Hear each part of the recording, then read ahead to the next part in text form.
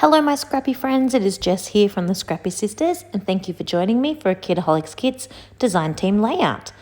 So I started this layout by cutting that beautiful pink ombre paper into about a 9-inch squared.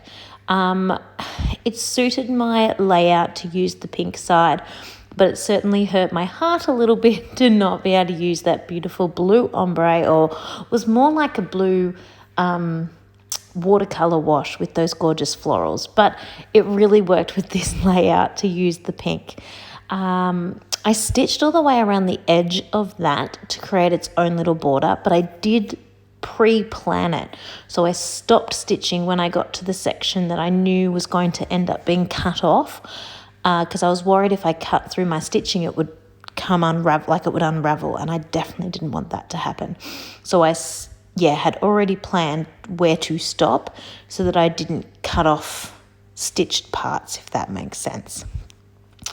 So you might say you've seen a layout similar to this before. You absolutely have. I scrap lifted this originally, but I have also done it myself back in March with some wedding photos.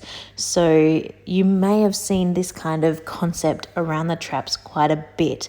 I just love it though, because I love the way it lets you use a relatively strong patterned paper that might be overpowering of your photos, and get quite a bit of that onto your page, but still let your photos sort of sit or be matted on something that's a bit calmer and make sure they still pop off the page as well.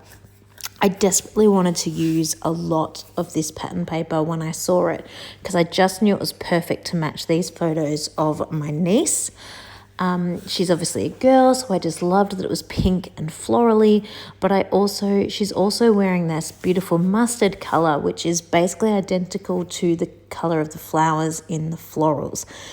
So it was just perfect match to go with my photos. So I really wanted to get as much of that pattern paper into this layout. But I knew if I just put my photos straight onto this pattern paper, they had the potential of getting a bit lost. So I just love the way by matting them onto this larger piece of card, it kind of tones down the pattern paper just enough for my photos to still stand out. I then kind of went for a horizontal design with my embellishments. It's a bit winky wonky because I wanted to go with the same sort of line or angle that the ombre paper's on, but the concept is still the same, where I've sort of started to embellish in the center of the photos on the left and followed that line all the way across my page. You might have noticed that I put 2 little doilies underneath my photographs. Again, that was just to soften the look around the photos, so that the florals aren't too harsh, that background florals aren't too harsh, and just to make it nice and soft and girly, because obviously she is a little baby.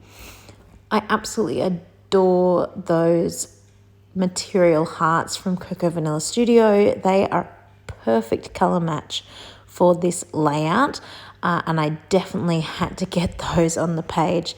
So that mustard one was a no-brainer because it is an absolute color match, and I will also pop another one on as well, as you can see when I build up these clusters over this side. Now I did have a little problem with my title. I knew I definitely was using the word lovely as kind of my main title.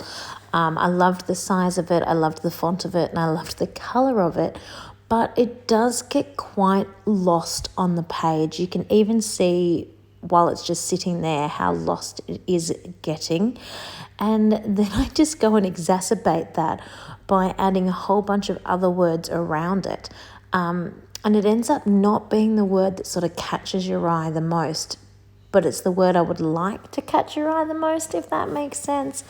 I toyed around with the idea of getting like a black fine liner and maybe tracing the text so that it's a bit darker and a bit more obvious, but I was really nervous that if I did that I'd just ruin it, and I don't have another one. So I've just left it, but if you do have any tips on what I could have done to help make it pop, please let me know in the description box down below.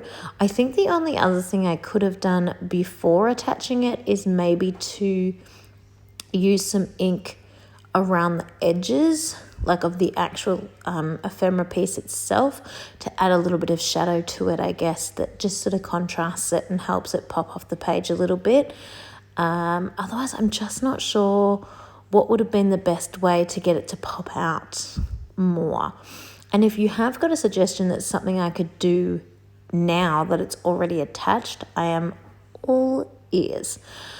So you can see here how this layout is coming, how this layout is coming together. I'm really happy with the concept. I love the way it looks.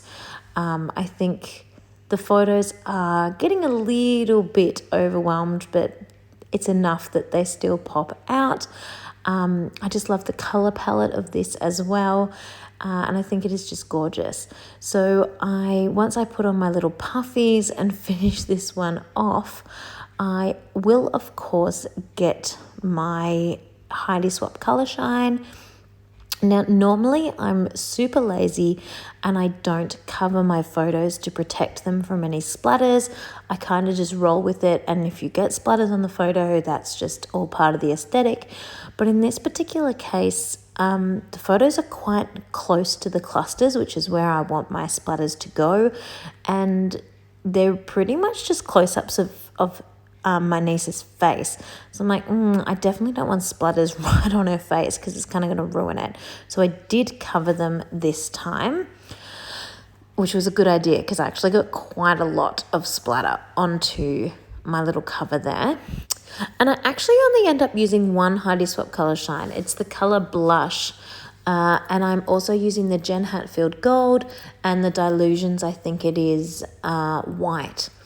Then I decided last minute I want to pop some enamel dots on. Normally I wouldn't do those after the splatters because knowing my luck, I would stick my finger in a splatter and smudge it. But I was lucky this time. So here are my photos. I'm really happy with the way this layout came together. Thank you for watching my process video. I hope you have enjoyed this, and I cannot wait to share with you my one last project coming up later in the month. Thanks everyone. Bye.